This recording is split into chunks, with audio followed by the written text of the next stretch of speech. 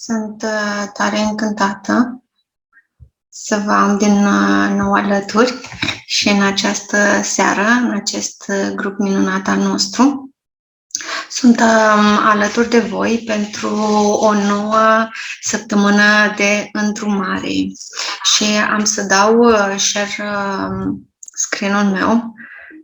Bună, Simona! Ca să știm. Cine are să ne urmărească, o să ne urmărească și pe Facebook. Așadar, sunt tare bucuroasă că sunt alături de voi în a 18-a ediție a acestei săptămâni de îndrumare. În această săptămână, practic, o să abordăm Holistic Candida, sau așa cum scrie în această imagine făcută de Lavinia Macovei, căruia îi mulțumesc pe această cale, despre cum să ne redescoperim pe noi înșine în relațiile intime. Dar să nu o lungim și să trecem direct la subiect, să vă spun exact cam ce o să se întâmple în această săptămână. Așa cum v-am obișnuit, timp de 5 zile vă vom îndruma cum să folosiți protocolul pe care vi l-am dăruit. Vom discuta despre cauzele emoționale ale acestui dezechilibru, practic, atât la femei cât și la bărbați, pentru că el se întâmplă la ambele sexe, și vă vom prezenta metode simple prin care să vă mențineți corpul în echilibru, atât acum cât și pe viitor. Ce trebuie să faceți voi este să ne fiți alături pe parcursul acestor 5 zile, să folosiți protocolul primit și conceput cu foarte mare atenție de către noi și, dacă doriți, bineînțeles, să ne împărtășiți din ceea ce ați experimentat. Așa cum știți, sau dacă nu mă cunoașteți încă, numele meu este Sorina Tofa.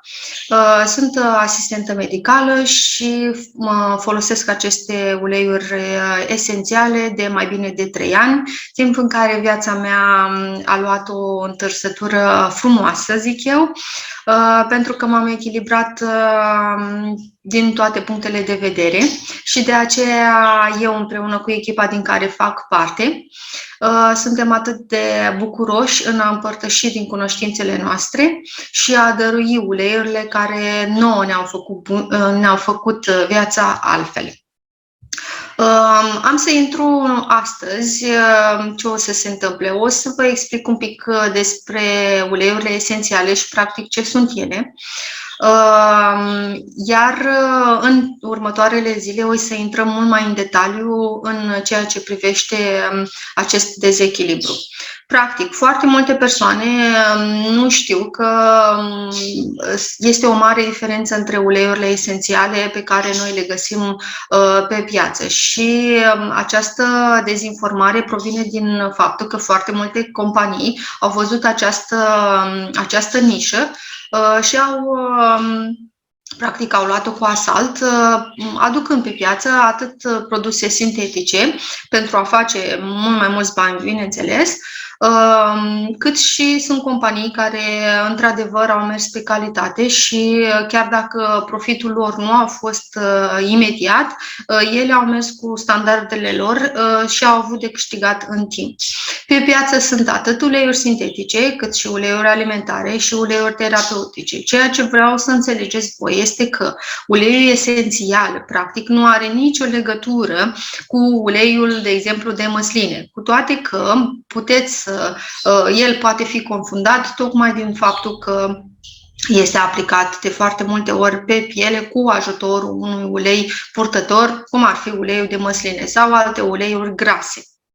Dar uleiul esențial, practic, este obținut din seva plantelor, iar o singură picătură de ulei esențial are o capacitate foarte, foarte mare, de până la 50 până la 78 de ori mai mare, față de planta în sine, datorită concentrației sale. Sunt sigură că mulți dintre voi ați luat deja cunoștință cu un ulei esențial prin simplu faptul a lua mentă. Eu cred că fiecare dintre noi a masat o bucățică de mentă în viața lui, iar ceea ce rămâne, mirosul de la mentă, ce rămâne pe mână din cauza de la plantă, acela este practic uleiul esențial.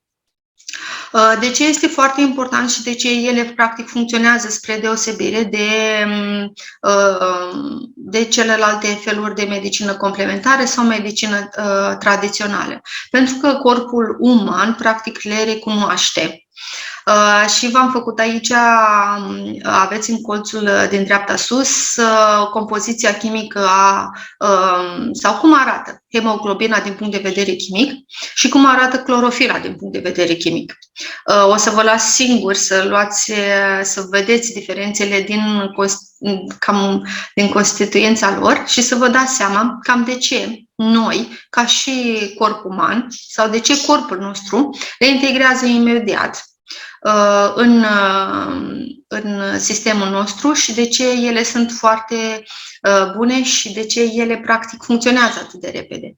Pentru că ele fac, așa cum v-a zis, bună seara Valentina, așa cum vă uitați în această diagramă, ele practic au cam aceeași constituență din punct de vedere chimic. Ce le face diferite pe cele de la doTERRA? Eu am vrut să vă pun un video, de obicei vă pun un video, dar vă spun mult mai rapid decât un video astăzi. Este certificatul pur terapeutic pe care aceste uleiuri de la doTERRA le deține. De ce? Pentru că doTERRA a luat inițiativa și văzând că piața nu este reglementată, piața uleiurilor esențiale, au adus ei ca și standard această certificare. Certificarea nu este făcută de către ei, este făcută și verificată de alte companii, pentru că ei vor să pună pe piață cele mai bune uleiuri esențiale. Iar totul este la vedere, ceea ce eu până acum nu am mai văzut la o altă companie și se poate verifica pe site-ul source2you.com. Fiecare sticluță are un cod pe fundul sticluței și puteți verifica practic când a fost culeasă planta, când a fost extras uleiul esențial, ce teste a fost supus uleiul esențial ca el să fie de o calitate extraordinară. Uleiurile esențiale care nu corespund din acest punct de vedere, ele sunt practic scoase din distribuție și trimise către companiile, de exemplu, producătoare de cosmetice. Deci uleiurile care sunt folosite în parfumuri nu sunt uleiuri terapeutice, da? La fel se pot trimite către cei care folosesc în companiile ce folosesc în produse alimentare chiar. Ce vreau eu să înțelegeți din tot acest lucru este că să fiți foarte atenți la uleiul pe care voi îl achiziționați. Pentru că, ca și un exemplu, pentru o sticluță de 15 ml de ulei esențial de lavandă se folosesc 14 kg de lavandă. Și atunci, întrebarea mea vine în felul următor. Cum poate costa o sticluță de lavandă 3 lei sau 10 lei? În momentul în care 14 kg de lavandă, chiar acum este perioada lavandei, vă rog să vă duceți la piață să cumpărați 1 kg de lavandă, să vedem cam cât costă 1 kg de lavandă. Luând în considerare faptul că trebuie să mai vină și profitul companiei, îmbutelierea uleiului esențial și multe alte lucruri pe care cred că sunteți și voi conștienți de ele.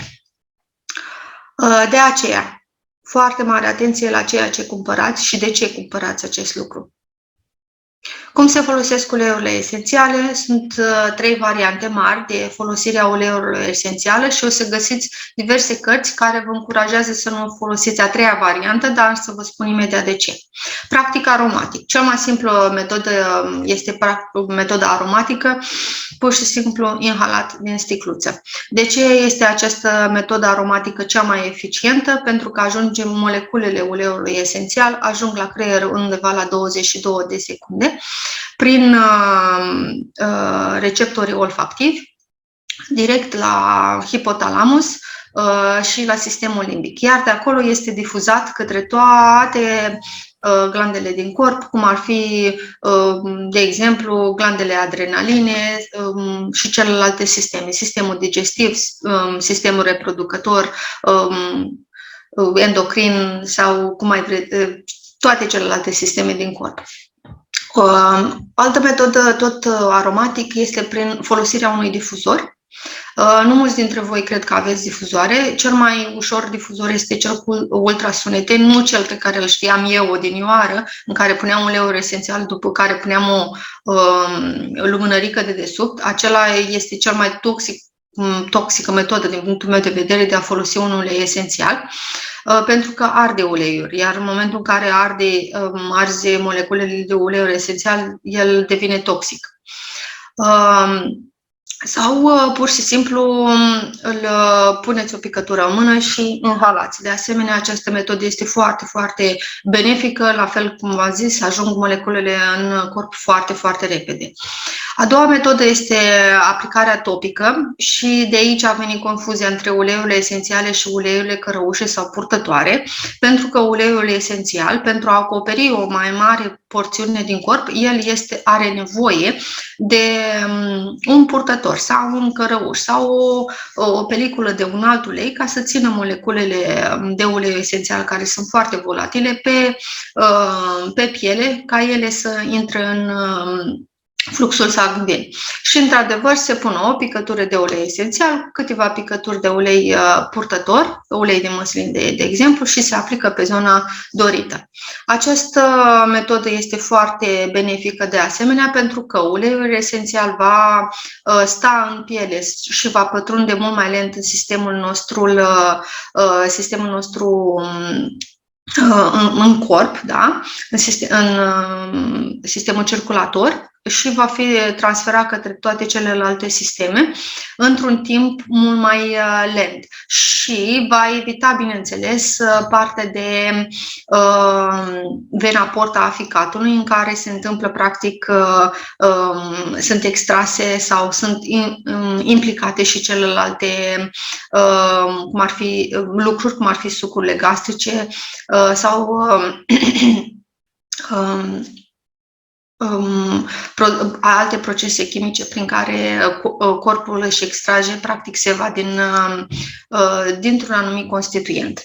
Iar a treia variantă, ceea ce pe mine m-a surprins foarte mult, eu n-am știut că se pot folosi uleiurile intern și chiar m-a luat prin surprindere. Da, uleiurile esențiale se pot folosi intern, nu toate, ce-i drept. De aceea doTERRA a luat decizia de a face uleiurile sale esențiale cunoscute prin avocație de sănătate, pentru că foarte mulți dintre noi și cei mai mulți dintre noi am studiat deja, suntem aromaterapeuți mulți dintre noi și am studiat despre care dintre ele sunt benefice, care se pot lua intern, care nu se pot lua intern, și de aceea este bine, cel puțin la început, să întrebați dacă un anumit ulei esențial se poate lua intern, nu pentru că ele ar fi neapărat toxice, o să găsiți în literatură și lucruri de genul ăsta, sau nu sunt beneficii, ci pur și simplu ele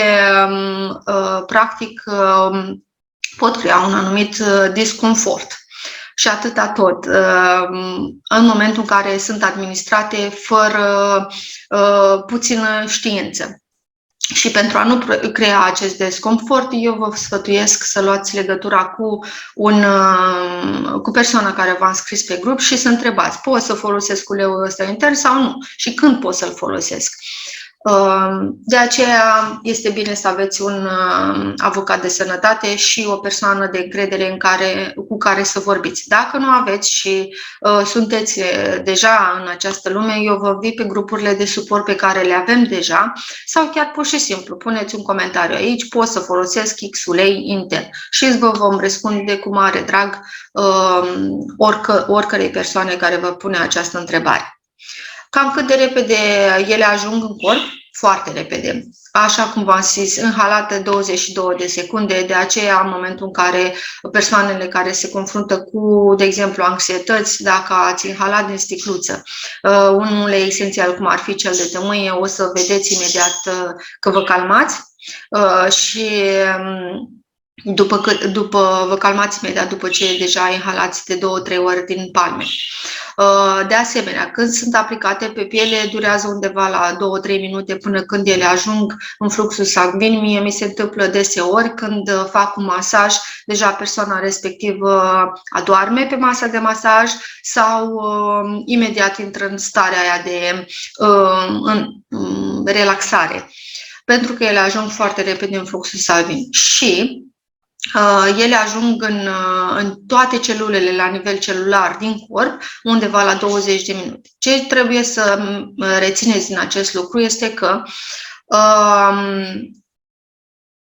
uleiurile esențiale au nevoie de a fi reaplicate. De ce? Pentru că ele sunt metabolizate de corp undeva într-un interval între 2 și 5 ore, depinde de corpul vostru și de modul în care el metabolizează sau de modul în care el este funcțional, practic. Dacă este echilibrat cât de cât, el o să metabolizeze undeva la 3 ore, mi s-a întâmplat mie personal, după 3 ore deja aveam nevoie de o altă aplicare a uleiului esențial pentru a-mi susține organismul.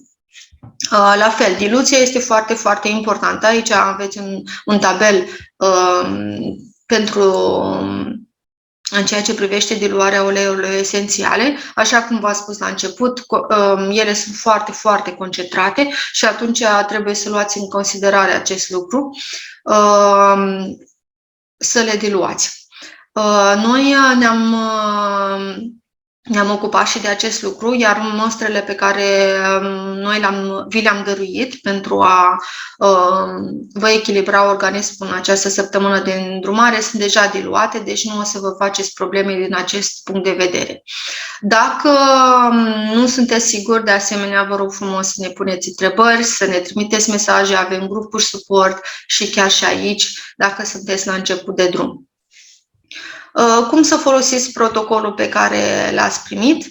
Practic, v-am oferit două mostre. O mostră de 1 ml și 5 capsule vegetale, care conține 5 picături de arbore de ceai sau melaleuca, 5 picături de lavandă și 5 picături de oregano. Cum să le folosiți? Foarte simplu, câte 2 picături puneți în capsula vegetală pe care dumneavoastră ați primit-o și vă rog frumos să o luați după o masă principală. Foarte important acest lucru, pentru că aceste 3 uleiuri esențiale sunt foarte, foarte puternice și eu nu recomand în general, în momentul în care sunteți la început de drum și luați uleiuri esențiale intern, să le luați pe stomacul gol. În general, eu nu recomand orice a se lua pe stomacul gol, îndeosebi uleiurile esențiale. Și atunci, mâncați și ulterior o să luați aceste minunății intern, dacă, bineînțeles, doriți. Eu vă recomand să le luați pentru că combinația aceasta de arbore de cei, lavandă și oregano este printre unele dintre cele mai puternice combinații și este foarte bună în ceea ce privește candida, pentru că susține organismul în special, îi aduce aportul de susține sistemul imunitar și nu mai permite candidei să se dezvolte în exces. În general, oregano și melaleuca sunt considerate unele dintre cele mai puternice antibiotice naturale, iar lavanda conferă acel echilibru, în special în ceea ce privește și flora intestinală. De asemenea, aveți un amestec, pentru că, așa cum v-am explicat, partea noi susținem organismul atât din punct de vedere interior cât și exterior. Și, având în vedere că candida o să vă provoacă în general un anumit disconfort, am oferit și acest amestec pe care să-l folosiți cât mai des. Cât mai des însemnând din 3 în 3 ore, așa cum v-am spus, pentru că ele sunt metabolizate. Aveți o sticluță de 5 ml de ulei într-un un rolon nu mai mic decât acesta care eu vi l-am arătat, cu bilă, și pur și simplu aveți 3 picături din arbore de ceai sau melaleu ca lavandă și mușețel roman în 5 ml de ulei purtător. Vă rog să masați zona de interes cât mai des. Și nu o să precizez zona de interes pentru că o să intrăm în detalii mai mult în 2 zile și dacă nu știți, Candida nu se referă strict la zona intimă, se referă în mai multe zone.